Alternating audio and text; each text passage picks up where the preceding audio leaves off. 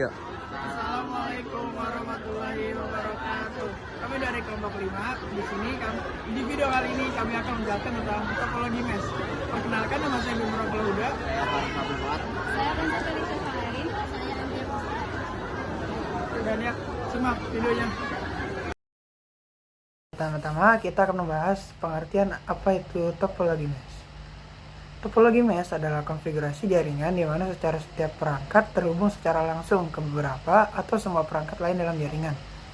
Konfigurasi ini menciptakan banyak jalur komunikasi yang membuatnya sangat andal karena data yang dapat secara otomatis dialihkan melalui jalur lain jika salah satu koneksi terputus. Kelebihan dari topologi mesh yang pertama memiliki jalur data alternatif, sehingga jika satu koneksi rusak, data tetap dapat dikirim melalui jalur lain. Yang kedua, memiliki kecepatan data yang cepat sehingga memungkinkan data lebih cepat untuk dikirim. Yang ketiga, komunikasi langsung antar perangkat cenderung lebih aman karena data terisolasi. Lalu yang terakhir, yang keempat, mudah menambah node tanpa mengganggu koneksi node lainnya. Lalu terdapat kekurangan pada topologi mesh. Yang pertama, membutuhkan banyak kabel dan koneksi untuk menghubungkan setiap perangkat sehingga biaya instalasi menjadi lebih mahal. Yang kedua, proses pemasangan dan konfigurasi sangat kompleks sehingga membutuhkan keahlian yang khusus. Yang ketiga, memiliki perawatan dan administrasi jaringan yang sulit. Lalu yang keempat atau yang terakhir, node yang bertindak sebagai router mengonsumsi lebih banyak data. Yaitu penerapan topologi mesh dalam kehidupan sehari-hari. Yang pertama yaitu jaringan rumah pintar atau IoT. Contoh yang spesifik yaitu perangkat IoT seperti lampu atau kunci pintar di rumah. Kunci pintar itu menggunakan protokol ZipGuess atau WAV. Manfaatnya yaitu memperluas jangkauan komunikasi antar perangkat pintar. Selanjutnya yang kedua yaitu infrastruktur kota pintar. Contoh yang spesifik tuh jaringan sensor kota. Manfaat dari sensor ini yaitu memastikan jaringan adaptif dan tahan gagal. Jika satu sensor mati, data tetap dapat dialirkan melalui jalur sensor lain. Yang selanjutnya, yang ketiga yaitu situasi darurat.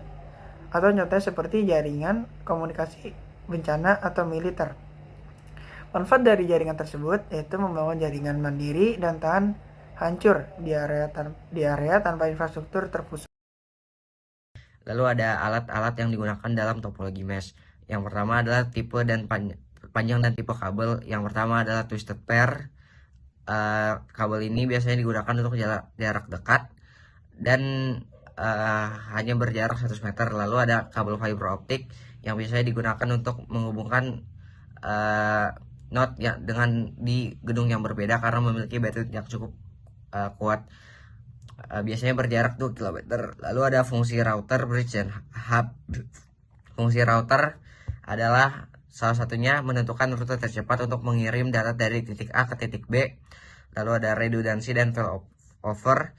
Jika satu kabel putus, router mengalihkan lalu lintas ke kabel lain yang tersedia tanpa memutus koneksi pengguna dan interkoneksi yang dapat menghubungkan jaringan mesh lokal dengan jaringan luar. Lalu untuk fungsi hub, hub berfungsi menerima data dari satu port dan menyebarkannya ke semua port lain. Namun, hub hanya mungkin digunakan di ujung jaringan untuk menghubungkan beberapa komputer ke satu node mesh utama. Lalu untuk fungsi bridge, ada menghubungkan segmen. Bridge digunakan untuk menghubungkan dua segmen jaringan yang terpisah agar terlihat sebagai satu jaringan yang logis.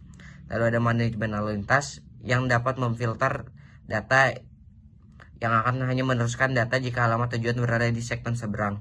Lalu ada wireless bridge. Fungsi ini dapat menghubungkan sinyal antar titik akses tanpa kabel. Di sini aku mau menjelaskan aliran data dalam topologi mesh.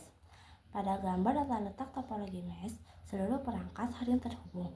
Setiap komputer memiliki jalur yang menuju langsung ke komputer lainnya. Misalnya ada 4 komputer A, B, C, dan D. Maka A terhubung ke maka A terhubung ke B, C, dan D, dan B juga terhubung ke A, C, dan D. Begitupun yang lainnya. Aliran data dalam topologi mesh dapat bergerak dari satu perangkat ke perangkat lainnya melalui banyak pilihan jalur. Jika satu jalur terputus, data otomatis mencari jalur lain yang masih tersedia.